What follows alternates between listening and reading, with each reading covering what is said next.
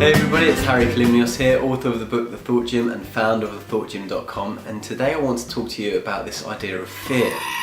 What is fear? I mean, it's something that we all experience on a day-to-day basis almost, or at least perhaps a week-to-week or month-to-month basis depending on who you are.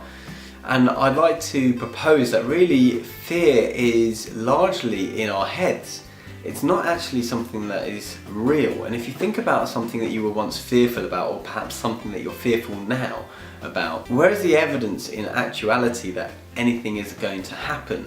And how many times have you been fearful of something in the past when it's come to pass, actually there was nothing to be fearful of in the future? The point I'm trying to make is kind of appropriately illustrated by this funny little acronym which states that fear is actually false evidence appearing real. I've no idea who first said that. It's been bandied about for many years, but a cliche as it is and silly as it sounds, I quite like it because when you think about it, it's kind of true.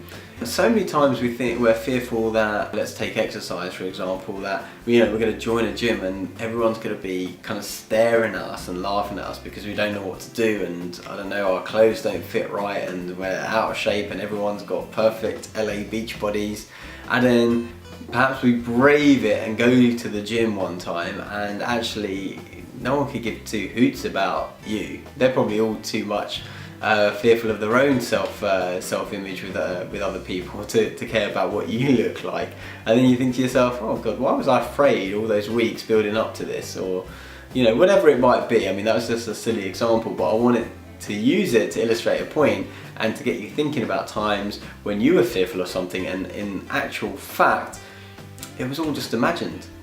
And that being the case, it's really important to understand that your fear is largely imagined because it has physiological changes and impacts for you. So for example, if I was to say to you, close your eyes right now and imagine walking by yourself late at night on your way home down the most scariest, dirtiest, darkest alley that is in your neighbourhood, and as you're walking and it's a bit wet, you can start to hear footsteps behind you, and they start to get a bit faster and closer and faster and closer and louder, and your heartbeat, I'm willing to bet, if you vividly were imagining that, would have started to increase, your body temperature would have started to increase, and yet you're still just sitting in front of your computer.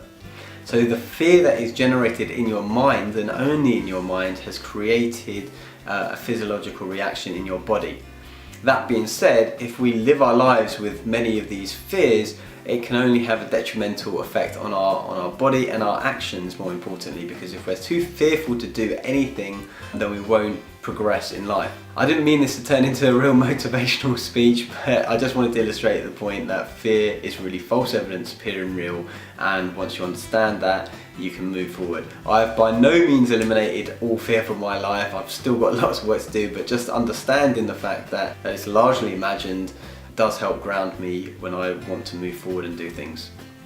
That's all I've got to say about fear this week, and I would love it if you would comment, like, share, subscribe, do all of those usual things so I can continue to serve you in this manner, and I look forward to hearing from you. Until next time, take care, bye bye.